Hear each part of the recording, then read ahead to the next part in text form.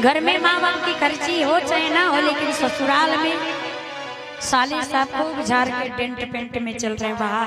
क्या बात है, हमारे जीजा जी तो मैनेजर है, साउंड सिस्टम के मालिक हैं।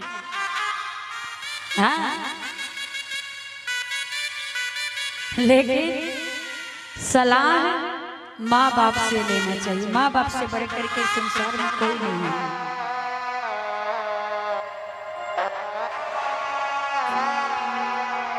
नारद जी कहते हैं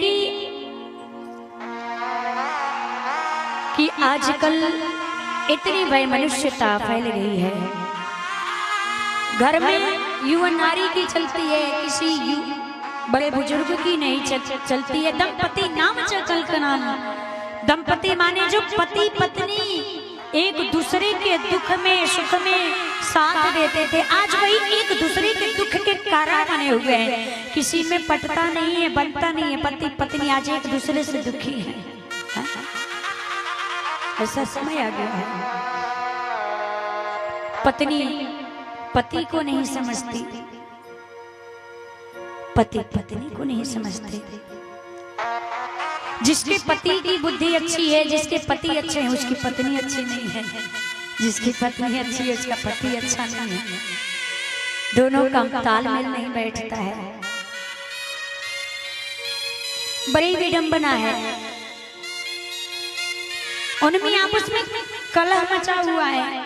न कोई योगी है, न जोगी है, न कोई ज्ञानी है। सबकी मति ये कलयुग ने नष्ट करके रखा हुआ है। तीर्थों में दुष्टों की आवृत्ति हो जाने के कारण से तीर्थ में भी अधिक पाप बढ़ गया है। इसलिए तीर्थ में जाने के बाद भी फल प्राप्त नहीं होता है,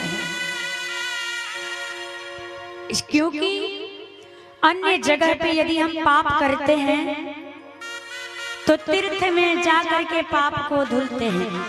तीर्थ में जाने के बाद पाप धुल जाते हैं, लेकिन हम तीर्थ में जाने के बाद यदि हम पाप करते हैं तो वो पाप धुलता नहीं है, वो लोहे के समान कठोर हो जाता है। लोहे के समान कठोर हो जाता है। इसलिए देवता लोग तीर्थ छोड़ करके भी पलायन कर गए हैं।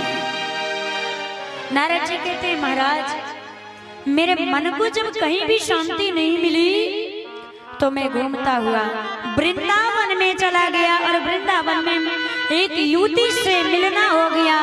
और वहां से मैं निकल करके जा ही रहा था तो उस युवती के पास बहुत सी स्त्रियां हवा कर रही थी। दो पुरुष अचेत अवस्था में पड़े थे।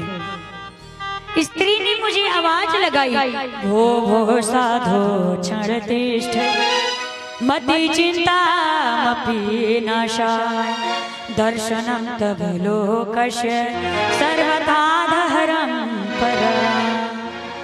ये साधु क्षण भर के लिए आप ठहर जाइए, मेरी चिंता का निवारण कर दीजिए, क्योंकि संतों का दर्शन सर्वत्र पापों को नष्ट कर देता है। जो संतों का एक पल के लिए भी संगत कर लेता है, एक घड़ी आधी घड़ी,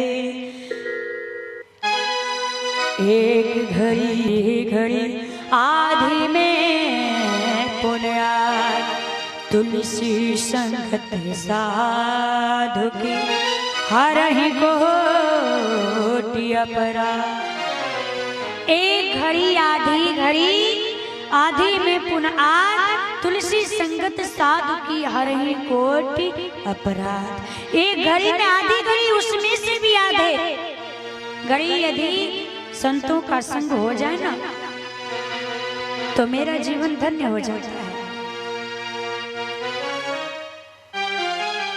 नारद जी ने पूछा कि देवी आपको क्या कष्ट है? आपके पास ये दो पुरुष अचेत अवस्था में पड़े हैं, अपना परिचय दीजिए। युवती ने परिचय दिया। भक्ति महारानी ने कहा, उत्पन्ने द्रविड़े देशे वृद्ध कर्नाटके गता क्वचि क्वचि चित महाराष्ट्रे गुर्जर जीर्णाताम गता।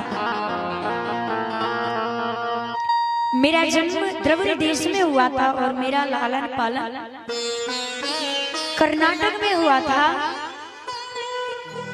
और महाराष्ट्र में मेरा कहीं कहीं सम्मान भी हुआ था, लेकिन मैं जब गुजरात आई तो मैं वृद्ध हो गई और फिर से मैं जब वृंदावन में गई तो वृंदावन का संग लगते ही मैं नवीन हो गई, एकदम सुंदर हो गई। नवीन स्वरूपी सुंदर हो गई मैं। वाह रे वो वृंदावन था। अगर किसी को वृंदावन का संग लग जाए ना तो वो सुंदर बन ही जाता है, उसका मन भी सुंदर हो जाता है, तन भी सुंदर हो जाता है। धन्य वो वृंदावन, धन्य उस वृंदावन में रहने वाले पशु पक्षी।